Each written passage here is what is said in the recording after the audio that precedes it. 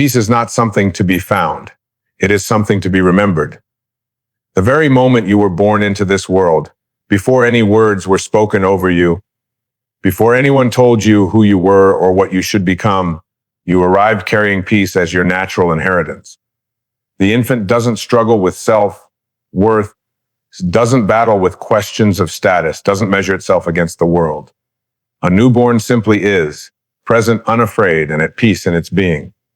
That same presence, that same peace is still within you, though the noise of life has covered it with layers of doubt, fear, ambition, and resistance. We are conditioned from a very young age to believe that peace lies somewhere outside ourselves. We are taught to chase after it through achievements, through wealth, through approval, through control over circumstances. We look to relationships to complete us, to possessions to secure us, to recognition to validate us. And yet, when these things arrive, they only bring temporary relief. It is like quenching thirst with salt water. The more we drink, the thirstier we become. Peace keeps slipping away, not because it doesn't exist, but because we have been searching in the wrong direction. True peace is not out there in the shifting tides of the world. It resides in the stillness of your own soul. It has always been there, quietly waiting, patiently present. It's like the calm at the bottom of the ocean that remains untouched, even when storms rage above. What disturbs us is not the absence of peace, but our forgetfulness of it. We forget who we are. We forget that beneath our names, our roles, our successes, and our struggles, there is a deeper identity that needs nothing, fears nothing, and lacks nothing. To remember peace is to return to the center of yourself, to peel back the illusions of separation and scarcity. Think of the moments when you felt most connected to life. A walk in nature when you lost track of time, a sunset that took your breath away, the sound of a child's laughter that made your heart expand. In those moments, peace wasn't something you achieved. It revealed itself to you when you were fully present, when your mind stopped demanding and your heart simply opened. We often imagine that peace requires us to change our circumstances, but what if the real invitation is to change our awareness? You can be in the busiest city, surrounded by chaos, and still touch the quiet sanctuary within you. You can be in the midst of loss or uncertainty and still access that unshakable calm. The world doesn't have to be perfect for you to be at peace, because peace is not created by the world. It is carried by the soul. When you begin to see peace as remembrance rather than attainment, life becomes less of a chase and more of a return. You stop exhausting yourself in pursuit of what was never missing. Imagine walking into a dark room and believing you must chase after light, only to realize that the light switch has always been within arm's reach. That is how peace works. It has always been inside you, waiting for you to flip the switch of awareness. So how do we remember? We remember by slowing down, by noticing, by being willing to let go of the stories the ego clings to. We remember by practicing gratitude, not as a mental exercise, but as a doorway to presence. Every time you say, "Thank you for this breath, this moment, this life," you align yourself with what is already whole. We remember by forgiving, for holding on to resentment is like carrying a heavy stone that blocks the entrance to peace. We remember by surrendering control and trusting that the same intelligence that moves the stars in the sky is also guiding our steps. Perhaps the greatest reminder of all is love. When you love, whether it is a person, an act of kindness, or the simple miracle of being alive, you touch peace effortlessly. Love doesn't demand conditions. It just flows. And peace, too, is not conditional. It doesn't say, "I will arrive when your life is perfect." It says, "I am here now." Always. Infinite peace has no requirements, no contracts, no finish lines. It cannot be bought, bargained for, or manipulated. It only asks that you remember. Remember what you felt before the world told you who to be. Remember that you are not separate from the source that breathed life into you. Remember that at your core, you are already whole. And in that remembrance, life transforms. The storms may continue, challenges may arise, but you will no longer be swept away. You will know that within you, beneath the surface of all experience, There is a steady, unchanging presence that cannot be broken. That is the peace that is infinite. That is the presence that is eternal. Presence is the gateway to peace, the quiet doorway through which the infinite reveals itself. And yet, presence is the thing we often resist the most. Our minds, conditioned by habit, are rarely here. They are busy replaying what happened yesterday, analyzing mistakes, rehearsing what we should have said, or worrying about what might come tomorrow. We drag our past into the present, and we pull our future anxieties into today.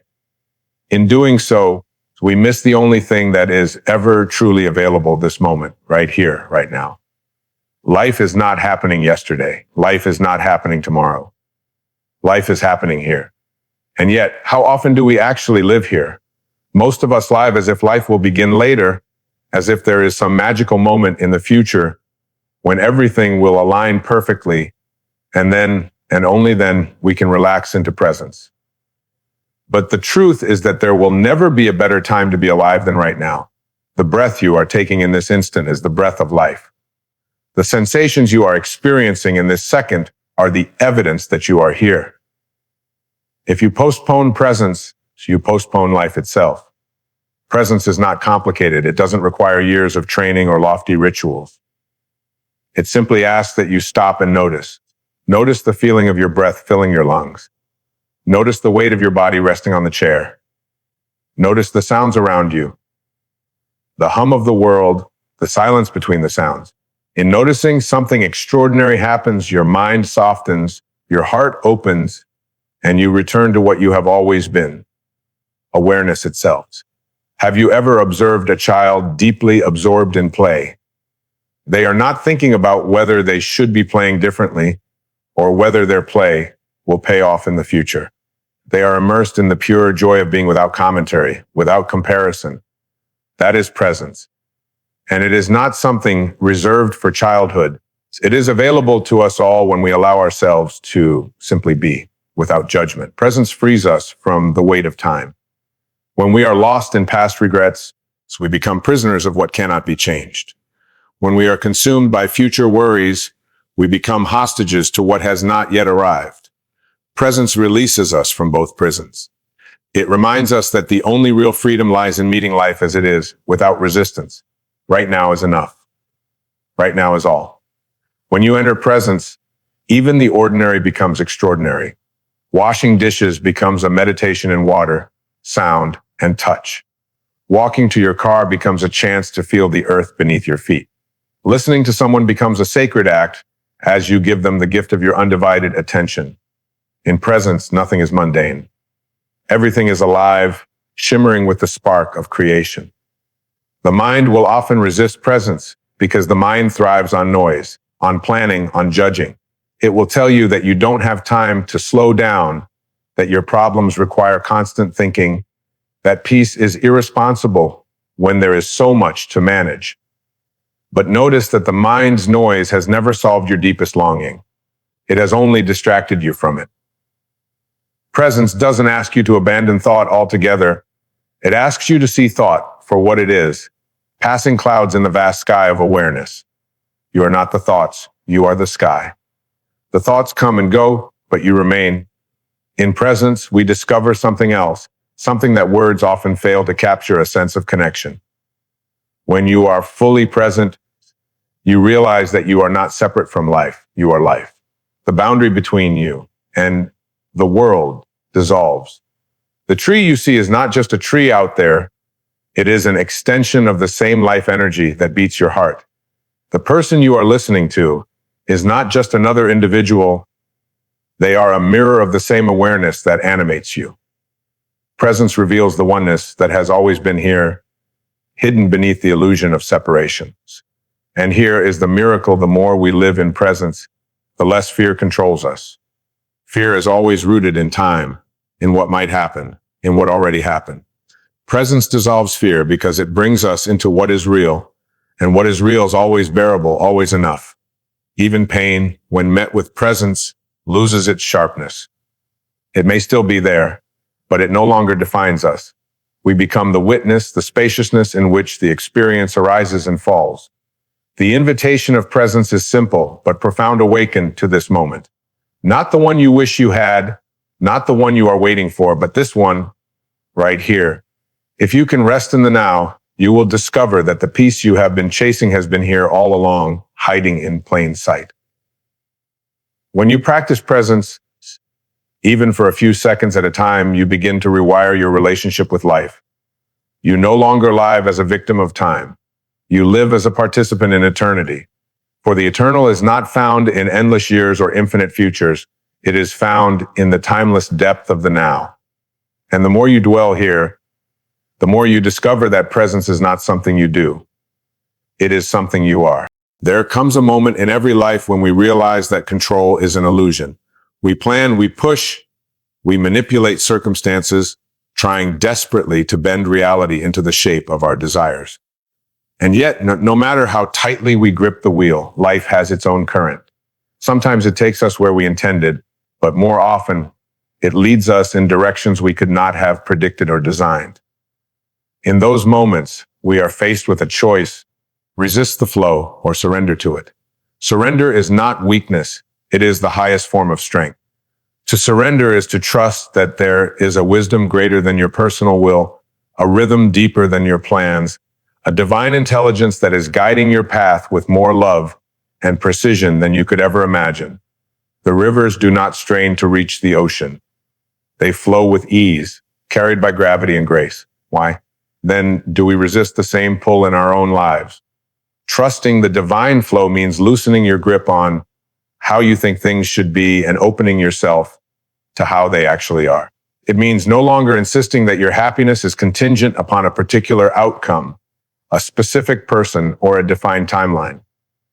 Instead, you lean into the unfolding, believing that what comes is meant to come, and what leaves was never yours to hold. This does not mean becoming passive or indifferent. Surrender is not about abandoning effort. It is about aligning effort with grace. You still show up, you still act, but you release the anxious need to control every result. You plant the seed, but you allow the soil, the rain, and the sun to do their mysterious work. You stop digging up the seed every day to see if it has sprouted. You trust the process of growth, invisible though it may be. There is a profound peace that arises when you live this way. Think of the times in your life when something didn't go according to your plan. Perhaps a job you didn't get, a relationship that ended, an opportunity that slipped through your fingers. In the moment, you may have felt devastated, betrayed by life. And yet, looking back, can you see how those closed doors led you to open ones you would never have found otherwise? How often has life's no turned out to be a greater yes in disguise? The mind resists surrender because it fears uncertainty. It wants guarantees, maps, and control. But life, in its deepest wisdom, does not hand us maps, it hands us compasses. The compass is your intuition, your inner knowing, your quiet sense of alignment. The more you listen to it, the more you realize that you do not need to see the entire road to take the next step. Trust is walking even when you cannot see the horizon, believing that the ground will rise to meet your feet. Surrender is also about releasing the belief that you are separate from the divine. When you resist life, you are essentially saying, I know better than the intelligence that created galaxies, that paints sunsets, that orchestrates the birth of stars.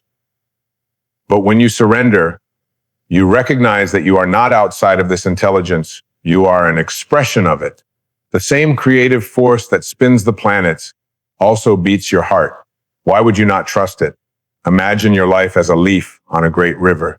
The river carries you effortlessly around bends and through rapids, sometimes gently, sometimes with force. If you fight the current, you exhaust yourself, thrashing against what is. If you surrender, you discover that even the rough waters have purpose, that every twist and turn is part of the journey home. To live in surrender is to move from fear to faith. It is to believe that every experience, pleasant or painful, is here to awaken you, to shape you, to guide you closer to truth. It is to see challenges not as punishments, but as invitations to grow. It is to whisper, even in difficulty, I may not understand this now, but I trust that it serves my highest good.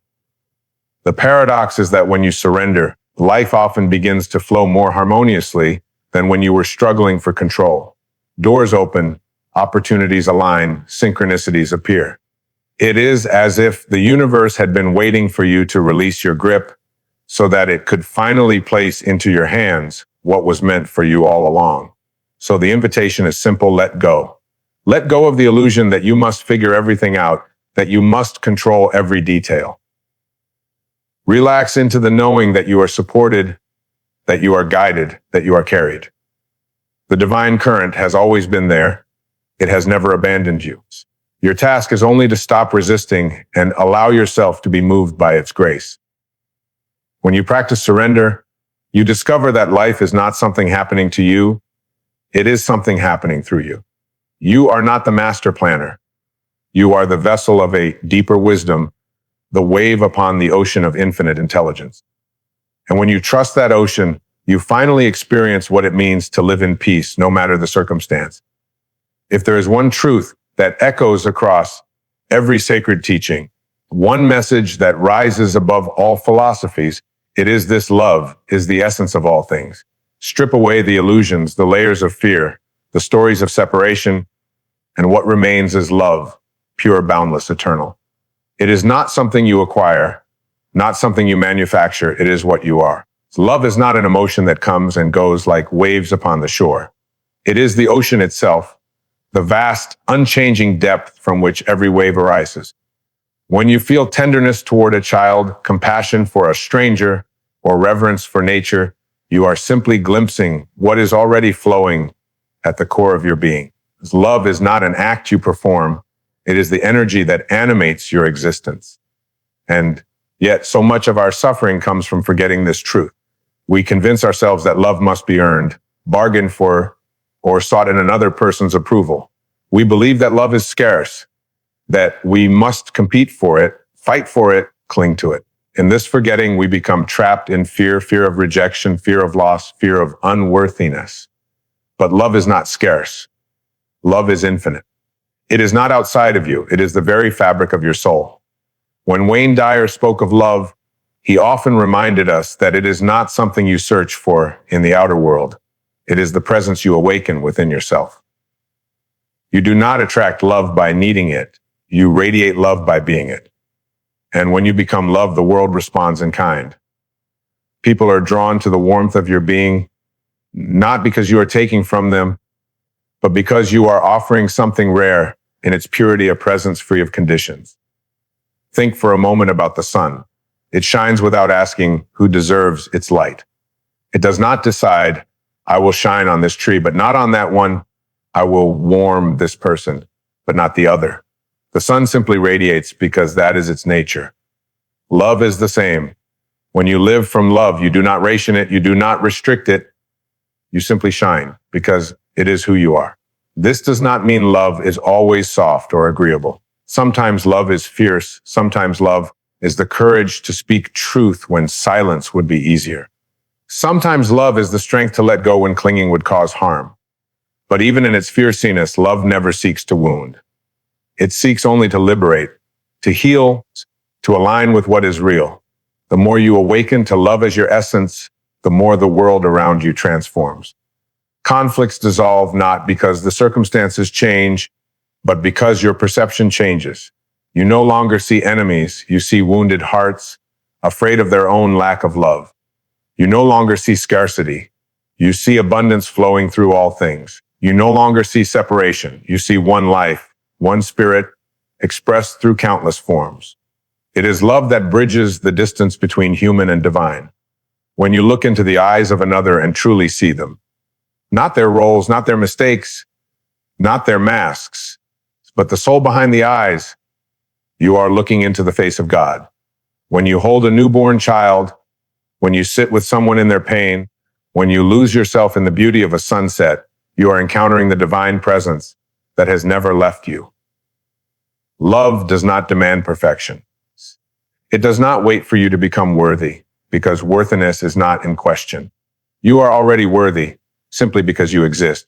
So the very breath moving in and out of your lungs is proof that you are loved by the force that created you. You do not need to earn this love. You only need to remember it. And here is the great paradox: the more you give love, the more it multiplies within you. Love is the only treasure that grows not by hoarding, but by sharing. When you withhold love, you feel diminished. When you extend it, you feel expanded. This is why the teachers of old spoke so passionately about forgiveness, compassion, and kindness. They knew that when you release resentment, you are not simply freeing another, you are returning yourself to love. So the invitation is simple: let your life become an expression of love. Let your words be soaked in kindness, your actions infused with compassion, your presence a safe haven for others. And most of all, let your inner dialogue, the way you speak to yourself, be rooted in love. You cannot pour from an empty cup. When you love yourself, you naturally overflow love into the world. Remember this: you are not here to chase love. You are here to awaken as love. It is not something distant you must travel toward. It is the ground you are already standing on, the air you are already breathing. And the more you live in that awareness, the more the illusion of separation fades, until all that remains is what was true all along: love, shining through everything, binding everything, being everything. There is a place within you that is untouched by the noise of the world. It is not shaken by the storms of circumstance, nor disturbed by the judgments of others. This place does not rise and fall with success or failure, praise or blame. It is a vast, unchanging stillness, your connection to the infinite presence of God. We spend much of our lives searching outward for answers, for validation, for security. We run from task to task, thought to thought, always hoping that the next achievement, the next possession, the next relationship will give us peace. Yet the irony is that peace is never found in what we acquire. It is found only when we turn inward, when we rest in the stillness of our own being. This is the great secret of the spiritual path. The stillness within is the gateway to God. It is not in the noise, not in the striving, not in the endless chatter of the mind. God is not reached by effort, but by surrender. In silence, in stillness, the veil is lifted, and you discover what has always been here: the presence of the divine, pulsing in every breath, dwelling in the depths of your soul. Imagine sitting by a lake. If the water is churning, you cannot see your reflection. But when the water grows still, the surface becomes a mirror. In the same way, when the mind is restless, you cannot perceive the presence of God. But in stillness, the reflection of the divine becomes clear. You begin to recognize that you are not separate, not adrift, but always at home in the vastness of spirit. Stillness does not mean the absence of activity. You can be moving, working, creating, and still carry the stillness within you. It is not about retreating from life, but about being anchored in a deeper center while you live it. Stillness is presence. It is the awareness behind the thoughts, the space between the breaths, the calm that remains even in chaos. When Wayne Dyer spoke of meditation, he often described it as returning to the gap, the silent space between thoughts where the ego dissolves and the true self emerges. In that gap, there is no striving, no fear, no judgment, only the quiet hum of creation, the voice of God whispering without words. To rest in that gap, even for a few moments, is to taste eternity. And yet, many of us resist stillness because it feels unfamiliar. We are conditioned to equate worth with business, to fill every silence with noise. We scroll through screens, chase after distractions, and measure ourselves by how much we accomplish. But in truth, the most powerful work is not what you do outwardly. It is the transformation that takes place when you return to stillness. Think of a seed. Before it sprouts, it rests in the dark soil, unseen, silent, still. And yet, within that stillness, the miracle of life is unfolding. Roots are forming, energy is gathering, creation is preparing to burst forth. So too with you. The stillness within you is not empty. It is pregnant with potential. It is the sacred ground where divine wisdom takes root, where inspiration is born, where healing begins. When you allow yourself to enter stillness, even briefly, you discover something profound. You are not your thoughts. You are not the endless commentary of the mind, not the stories of fear or doubt or unworthiness. So you are the awareness that observes it all. And in that awareness, you are free.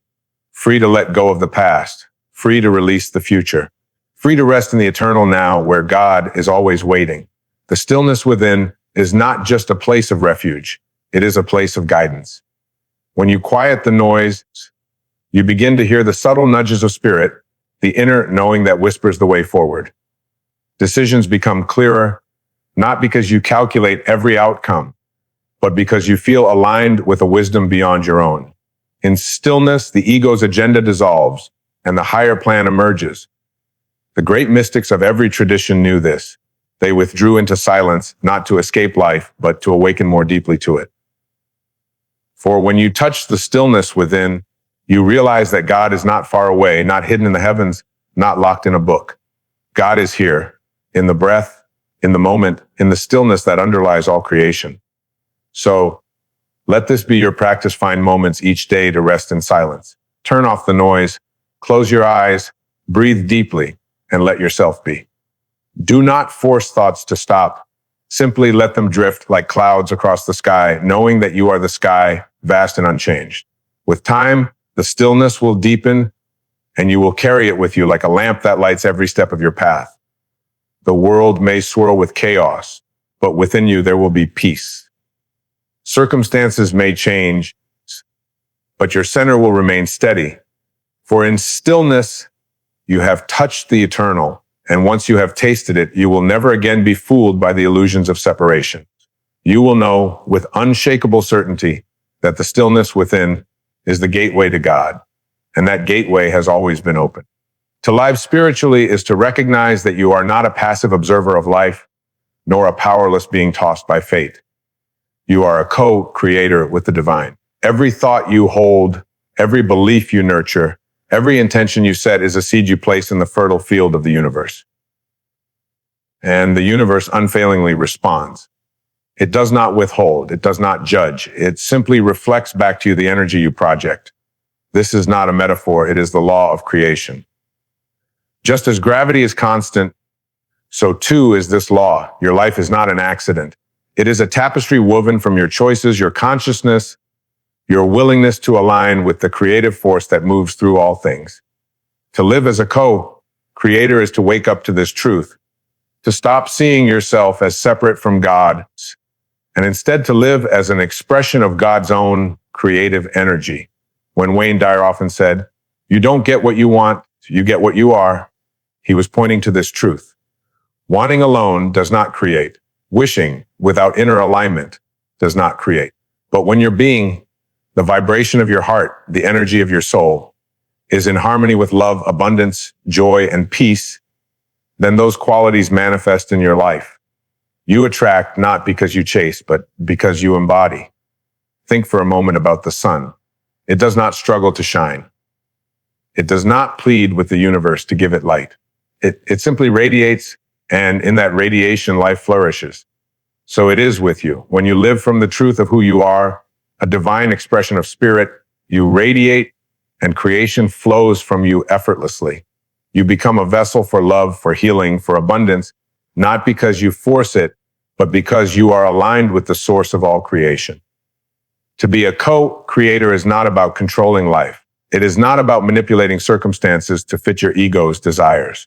Rather, it is about surrendering to the higher intelligence that breathes through you and trusting that when you align with spirit, creation unfolds in ways far greater than anything your limited mind could imagine.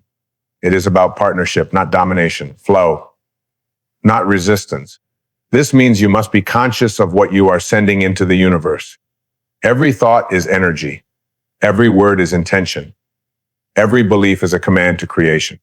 If your thoughts are rooted in fear, in lack, in unworthiness, then you unconsciously create more of the same. But if you shift your inner world, if you cultivate gratitude, faith, and love, you open the gates for miracles to enter. The universe is abundant by nature. Just look around: the endless stars in the sky, the waves that never stop meeting the shore, the trees that give without hesitation. Scarcity is not the truth of life. It is a product of the mind. When you see yourself as a co-creator, you stop begging for scraps and start participating in the infinite flow of abundance that is already here. And yet, Living as a co-creator requires responsibility. You cannot blame fate, society, or even God for what you continually manifest. To be a co-creator is to accept that your outer life is a mirror of your inner life. This is not meant to guilt you. It is meant to empower you. Because if your thoughts and beliefs created the reality you live in now, then by shifting them, you can create a new one. Ask yourself, what am I choosing to believe about myself? Do I see myself as limited, small, powerless? Or do I see myself as infinite, radiant, a child of God with the power to create beauty and love in this world? For as you believe, so shall it be. Living as a co-creator also means aligning your will with the will of the divine. You may have desires, but beneath those desires is the deeper longing of your soul, to express love, to grow in wisdom, to serve. When your desires are in harmony with these higher longings, creation flows smoothly. When they are not, life feels blocked. The key is not to force, but to align. To say, thy will be done, not in resignation, but in trust that the divine plan always leads to greater good. One of the greatest joys of living as a co-creator is realizing that your creations are not just for you. They are for the world. Every loving thought you embody radiates outward. Every act of kindness creates ripples that reach far beyond what you can see. Every time you choose faith over fear, you strengthen the collective consciousness of humanity. You are not just creating your life. You are contributing to the creation of a more awakened world. So let your life become a prayer of creation. Wake each morning and ask, what do I wish to co-create today? What qualities of God, peace, joy, abundance, love can I embody so fully that they radiate through me into the world? Then walk in the awareness that the divine is not apart from you, but within you, as you, creating through you. For to live as a co-creator is to step into your true identity, not as a separate being begging for God's favor, but as an extension of God's creative power, here to shine, to serve, and to bring forth the beauty that only you can. When you embrace this truth, life ceases to be something that happens to you. It becomes something you consciously dance with, in partnership with the divine, moment by moment, breath by breath. This is the invitation to stop living as a victim of circumstances and start living as a co-creator with the infinite source. When you do, your life will not only transform, it will become a living testament to the presence of God on earth.